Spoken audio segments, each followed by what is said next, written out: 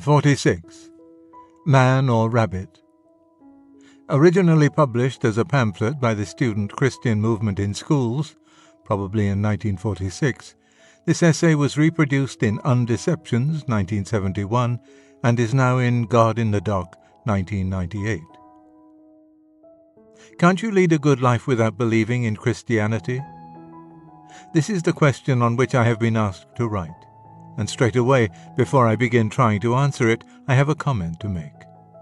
The question sounds as if it were asked by a person who said to himself, "I don't care whether Christianity is in fact true or not. I'm not interested in finding out whether the real universe is more like what the Christians say than what the materialists say. All I'm interested in is leading a good life. I'm going to choose beliefs not because I think them true, but because I find them helpful." Now, frankly, I find it hard to sympathize with this state of mind. One of the things that distinguishes man from the other animals is that he wants to know things, wants to find out what reality is like, simply for the sake of knowing. When that desire is completely quenched in anyone, I think he has become something less than human. As a matter of fact, I don't believe any of you have really lost that desire. More probably, foolish preachers, by always telling you how much Christianity will help you and how good it is for society, have actually led you to forget that Christianity is not a patent medicine. Christianity claims to give an account of facts, to tell you what the real universe is like. Its account of the universe may be true or it may not, and once the question is really before you, then your natural inquisitiveness must make you want to know the answer. If Christianity is untrue, then no honest man will want to believe it, however helpful it might be. If it is true, every honest man will want to believe it, even if it gives him no help at all. As soon as we have realized this, we realize something else. If Christianity should happen to be true, then it is quite impossible that those who know this truth and those who don't should be equally well equipped for leading a good life. Knowledge of the facts must make a difference to one's actions. Suppose you found a man on the point of starvation and wanted to do the right thing.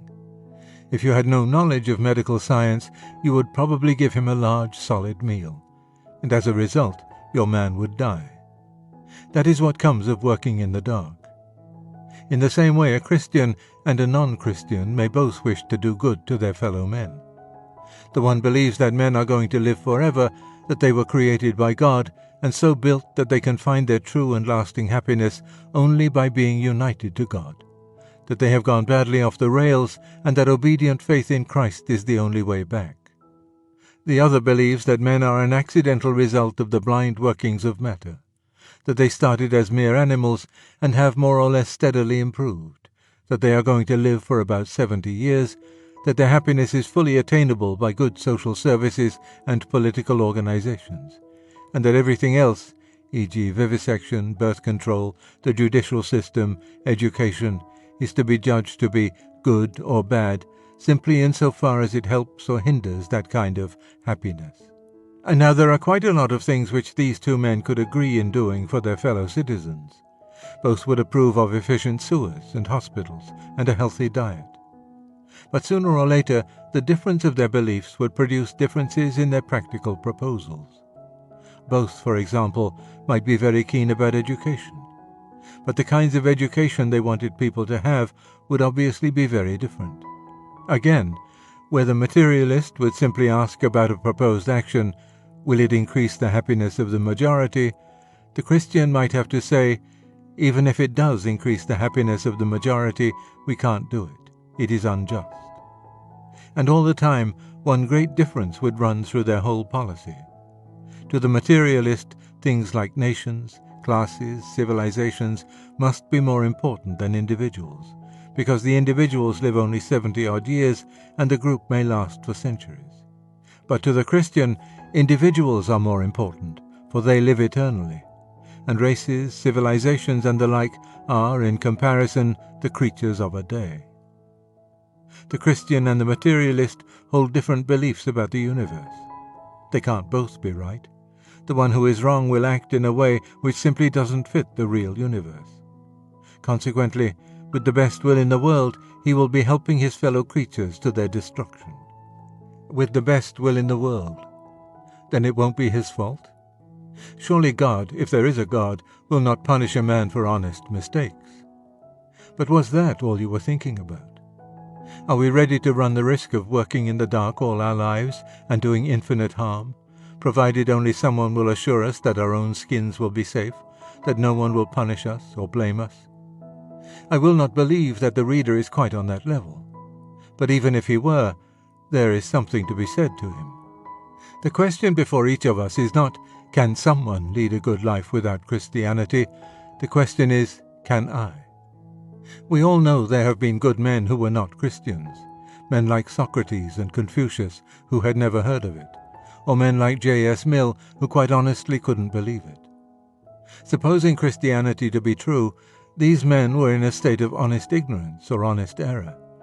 If their intentions were as good as I suppose them to have been, for of course I can't read their secret hearts, I hope and believe that the skill and mercy of God will remedy the evils which their ignorance, left to itself, would naturally produce, both for them and for those whom they influenced. But the man who asks me, can't I lead a good life without believing in Christianity, is clearly not in the same position. If he hadn't heard of Christianity, he would not be asking this question. If, having heard of it, and having seriously considered it, he had decided that it was untrue, then once more he would not be asking the question. The man who asks this question has heard of Christianity, and is by no means certain that it may not be true. He is really asking, need I bother about it? Mayn't I just evade the issue and let sleeping dogs lie, and get on with being good? Aren't good intentions enough to keep me safe and blameless, without knocking at that dreadful door and making sure whether there is or isn't someone inside? To such a man, it might be enough to reply that he is really asking to be allowed to get on with being good before he has done his best to discover what good means. But that is not the whole story. We need not inquire whether God will punish him for his cowardice and laziness. They will punish themselves. The man is shirking. He is deliberately trying not to know whether Christianity is true or false, because he foresees endless trouble if it should turn out to be true. He is like the man who deliberately forgets to look at the notice board, because if he did, he might find his name down for some unpleasant duty. He is like the man who won't look at his bank account, because he's afraid of what he might find there. He is like the man who won't go to the doctor when he first feels a mysterious pain, because he is afraid of what the doctor may tell him. The man who remains an unbeliever for such reasons is not in a state of honest error. He is in a state of dishonest error, and that dishonesty will spread through all his thoughts and actions. A certain shiftiness, a vague worry in the background, a blunting of his whole mental edge will result. He has lost his intellectual virginity. Honest rejection of Christ, however mistaken, will be forgiven and healed. Whosoever shall speak a word against the Son of Man, it shall be forgiven him. Luke chapter 12, verse 10. But to evade the Son of Man, to look the other way, to pretend you haven't noticed, to become suddenly absorbed in something on the other side of the street, to leave the receiver off the telephone because it might be he who was ringing up, to leave unopened certain letters in a strange handwriting because they might be from him. This is a different matter. You may not be certain yet whether you ought to be a Christian, but you do know you ought to be a man, not an ostrich, hiding its head in the sands. But still, for intellectual honor has sunk very low in our age, I hear someone whimpering on with his question, will it help me? Will it make me happy? Do you really think I'd be better if I became a Christian? Well, if you must have it, my answer is yes. But I don't like giving an answer at all at this stage. Here is a door, behind which, according to some people, the secret of the universe is waiting for you. Either that's true or it isn't.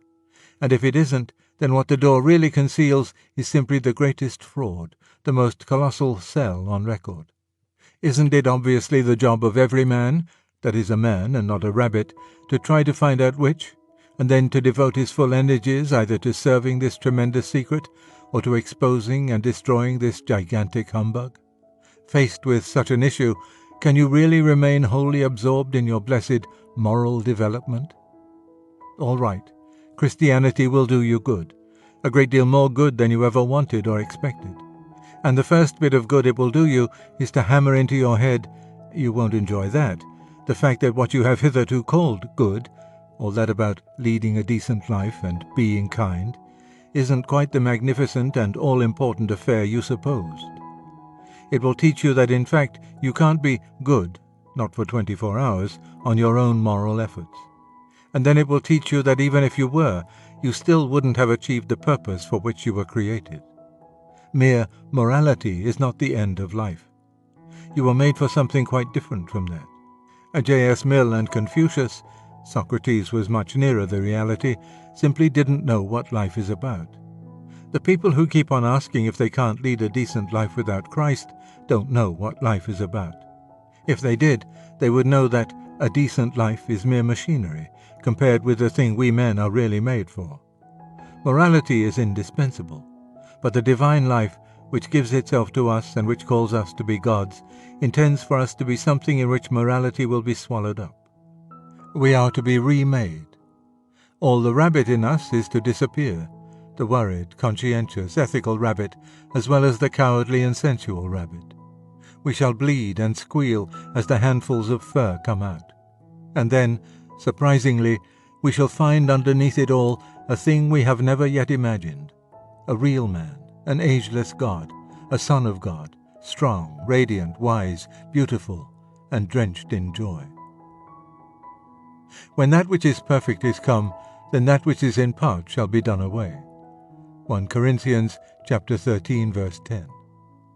The idea of reaching a good life without Christ is based on a double error. Firstly, we cannot do it, and secondly, in setting up a good life as our final goal, we have missed the very point of our existence. Morality is a mountain which we cannot climb by our own efforts, and if we could, we should only perish in the ice and unbreathable air of the summit, lacking those wings with which the rest of the journey has to be accomplished. For it is from there that the real ascent begins. The ropes and axes are done away, and the rest is a matter of flying.